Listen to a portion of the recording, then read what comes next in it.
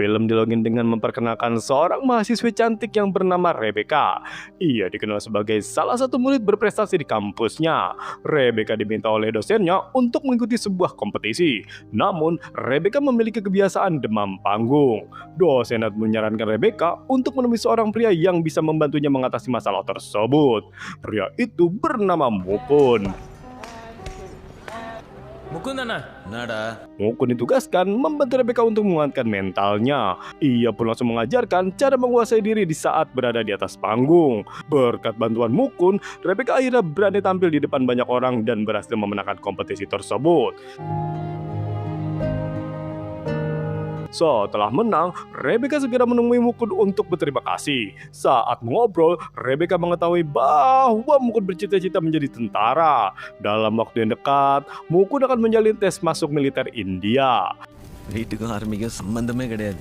Di keesokan harinya, Rebecca pergi ke kuil untuk mendoakan kelancaran tes Mukun. Rebecca merasa cemas karena Mukun tak kunjung memberi kabar. Hingga akhirnya, ia mendapat telepon bahwa Mukun berhasil lolos. நீ விட வந்துட்டு பாரா. Setelah lulus tes, Mukun harus meninggalkan keluarganya, termasuk Rebecca yang sangat dicintainya. Ia menjalani pelatihan berat selama beberapa bulan sebelum dilantik menjadi prajurit.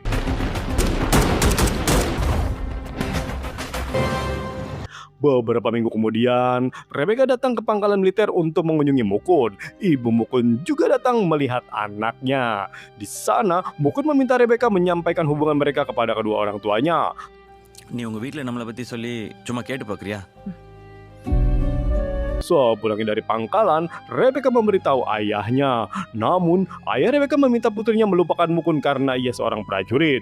Sang ayah tidak ingin anaknya kesepian, meskipun Mukun berasal dari keluarga yang baik-baik saja. അതങ്ങ് മറന്നേക്ക്. 18 bulan berlalu, Mukun akhirnya menjalani upacara pelantikan dan pengambilan sumpah prajurit. Ia tampak gagah dengan seragam militernya.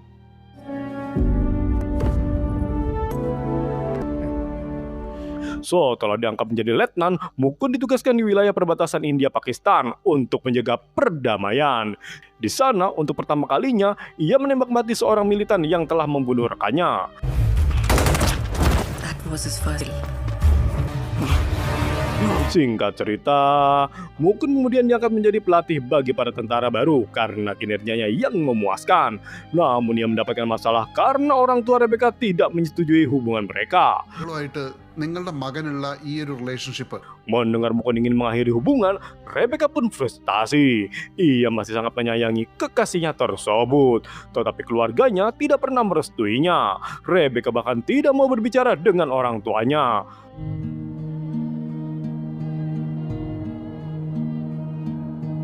Tepat sebelum malam Natal, Mukun pergi ke rumah Rebecca untuk memperkenalkan dirinya.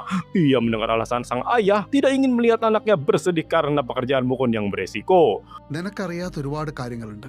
Even my daughter doesn't know this. Mukun berusaha meyakinkan ayah Rebecca. Ia pun berjanji akan menyayangi Rebecca. Ia juga mengatakan agar tidak takut akan kematian karena setiap orang pasti akan meninggoy, baik prajurit maupun warga sipil. Ayah Rebecca pun luluh dan merestui hubungan mereka. Setelah menikah dan dikaruniai seorang anak, Mukun harus kembali bertugas mengamankan kedaulatan negara. Saat pesawat yang ditumpanginya transit, Mukun menyempatkan dirinya untuk bertemu istri dan anaknya sebelum pergi ke wilayah Kashmir. Di sana, ia menjadi kepala pasukan 44 RR. 44RR chooses you. Tak lama dari itu, Mukun dipanggil kolonel untuk membahas kelompok militan pimpinan Sanjay. Kelompok itu pernah menyerang pasukan India di Kashmir. Mukun diperintahkan menangkap Sanjay yang sedang merencanakan serangan besar-besaran. 44RR needs to get him before that. Mukun mengumpulkan pasukan dan memberitahu target mereka. Sir, यहाँ पे regiment Jack ले sir. Saat berkeliling wilayah, Mukun pergi ke rumah keluarga Sanjay dan bertemu ayahnya. Ia meminta sang ayah membujuk Sanjay untuk menyerah. Namun ayah Sanjay menganggap anaknya seorang pejuang. Mukun pun bertekad menghabisi Sanjay demi kebebasan Kashmir dari konflik. Army ஒரு நாள் காஷ்மீரை விட்டு போகும். உங்க பையன் மாதிரி ஆளுங்க துப்பாக்கி தூரத்தை நிறுத்துற அன்னைக்கு. Sanjay adalah ketua pasukan militan yang selalu mendoktrin pemuda Kashmir agar membenci dan melawan pasukan India.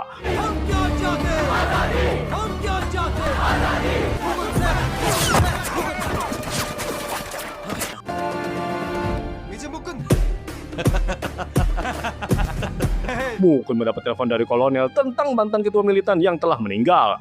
Ia dan pasukannya ditugaskan menangkap si Sanjay.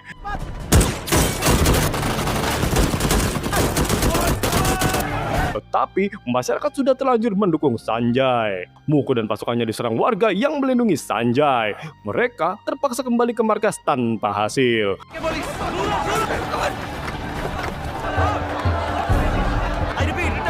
Mukun mendapatkan informasi dari intel tentang keberadaan Sanjay di sebuah desa. Ia melaporkan ke kolonel dan merencanakan penyerangan. Ia juga menyusukan mata-mata ke dalam kelompok militan tersebut. Sir, intel is pakka, sir. I'm just planting.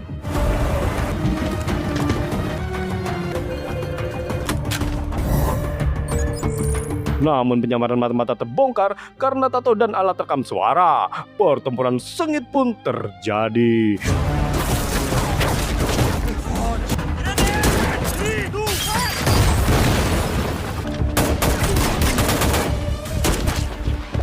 Dan warga kembali menyerang pasukan Mukun. Salah satu prajurit berhasil membunuh wakil ketua militan.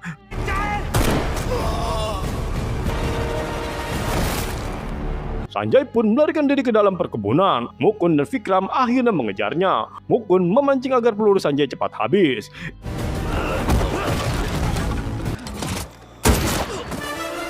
Lalu berhasil menghabisi Sanjay. Keberhasilan ini karena Mukun mengirim mata-mata bernama Latif yang berpura-pura pro terhadap Sanjay. Kolonel menyambut baik keberhasilan ini. Pasukan India akhirnya bisa melenyapkan target lama yang telah membuat huru-hara di Kashmir. You're a true leader, boy. Kematian Sanjay membuat warga yang terdoktrin sangat sedih. Satu-satunya orang yang mereka anggap pejuang kemerdekaan telah tewas. Seorang teman Sanjay bernama Kartik bersumpah akan menuntut balas.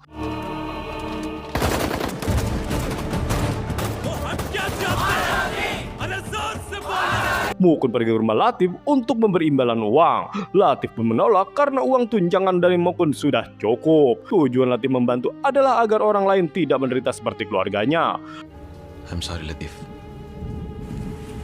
Latif mengungkapkan bahwa di dalam kelompok militer ada seorang komandan bernama Kartik yang memberikan pelatihan khusus. Latif menganggap Kartik sangat berbahaya, akan tetapi tidak tahu wajahnya karena selalu tertutup. मैं विष्णु सुख के तेमसोस आसान हमेशा මොකද පදතේ ලියම්. Tiba-tiba terdengar suara aneh dari kandang sapi.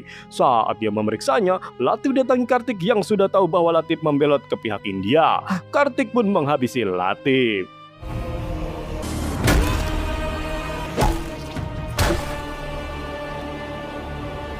Mukun mendengar kabar kematian Latif, ia meminta izin kolonel untuk melayat. Sebelum pergi, ia mencari data tentang si Kartik. Mukun dan anggotanya pergi ke rumah duka.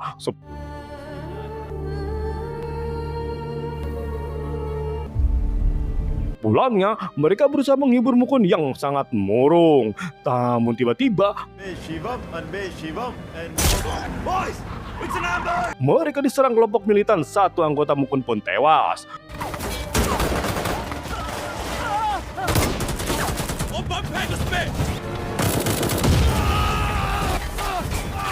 Mukun melawan, tetapi pasukannya kesulitan karena serangan terus-menerus dari musuh.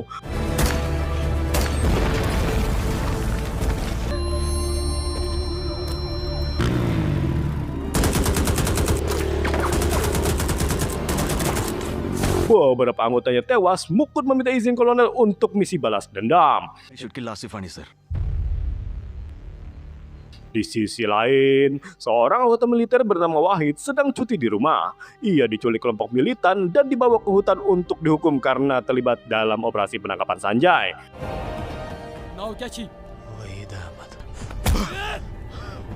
Mukun memohon izin kolonel untuk menyelamatkan Wahid, tetapi sang kolonel melarang karena risikonya sangat tinggi. Mukun tetap memerintahkan pasukannya menangkap jaringan militan untuk mencari ke lokasi Kartik. Setelah mengumpulkan ratusan orang, tak satu pun tahu keberadaan Kartik.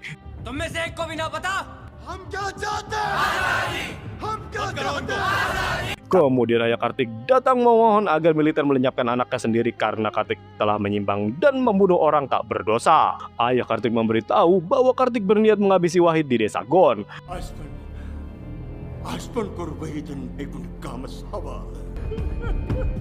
Keesokan harinya, Wahid dianggap pengkhianat dan akan dihukum mati di depan warga. Mukun dan pasukannya menyamar sebagai warga sipil.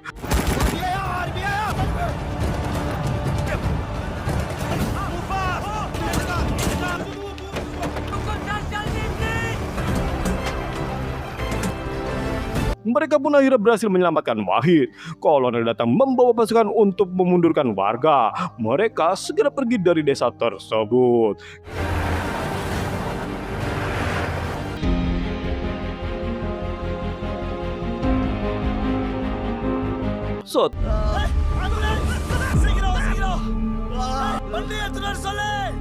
Mukun meminta agar anggotanya tidak diadili. Ia meminta dikirim ke rumah sakit umum di wilayah Kerala agar anggotanya yang dari Kashmir tidak trauma.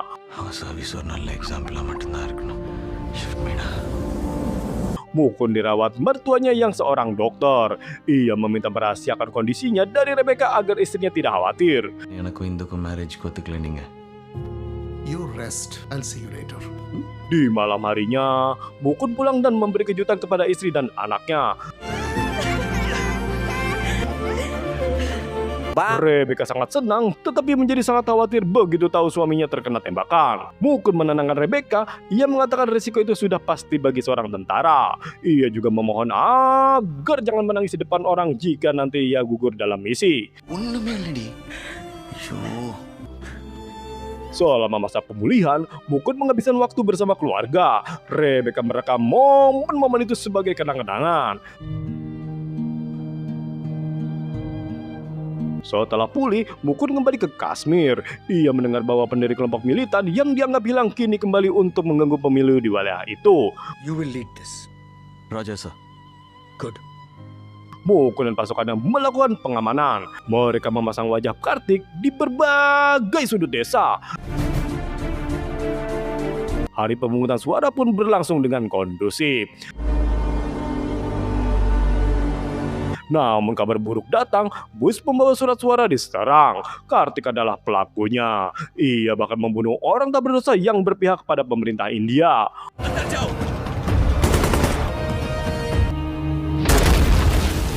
Mukun mendapatkan informasi keberadaan Kartik di sebuah desa. Ia meminta izin kepada kolonel untuk operasi penangkapannya.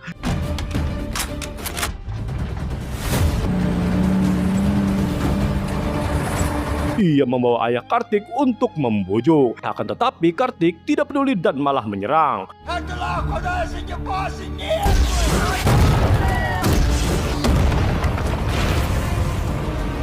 Mukun sempat ingin membalas, tetapi melihat banyak warga yang akan terdampak, ia memilih untuk mundur. Ia meminta izin pada kolonel untuk operasi penyelamatan Sandra meskipun beresiko. Sir, let's be practical.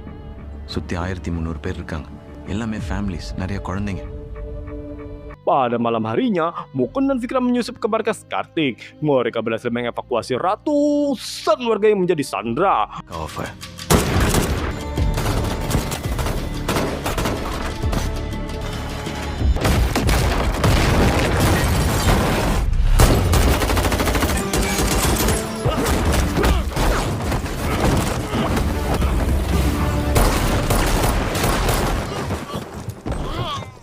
Mukun kemudian memburu Kartik. Akhirnya, Mukun berhasil menghabisi Kartik.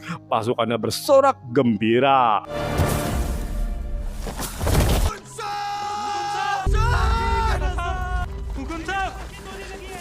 Namun naasnya, Mukun terkena satu tembakan dari Kartik dan gugur di medan perang. Kolonel yang melihatnya sangat terpukul dan sedih. Ia meminta salah satu anggota menyampaikan berita duka kepada keluarga Mukun. Inform his family. Rebecca diberitahu oleh saudaranya bahwa suaminya tewas dalam baku tembak dengan Kartik. Rebecca sangat sedih, tidak menyangka kepergian suaminya secepat itu. Saat Pada upacara saat upacara penghormatan, penghormatan Rebecca memenuhi berlangsung, permintaan terakhir Rebecca suaminya. memenuhi permintaan Tidak menunjukkan terakhir sang kesedihan suami di depan dengan tidak semua menunjukkan orang. kesedihannya di Namun, hadapan. tampil setelah menonton alur cerita film ini adalah bahwa keberanian sejati tidak hanya diukur dari kemenangan di medan perang, tetapi dari keteguhan hati mengorbankan kebahagiaan pribadi demi kedamaian orang banyak. Seorang pahlawan mungkin akan gugur, tetapi jiwanya abadi dalam setiap nyawa yang berhasil diselamatkan. Cinta dan perjuangan bisa berjalan beriringan, asal kita ikhlas menerima resiko dan tidak menyesali pilihan yang telah membawa kebaikan bagi sesama. Cukup sekian dari Mamang Rohit. See you next video guys.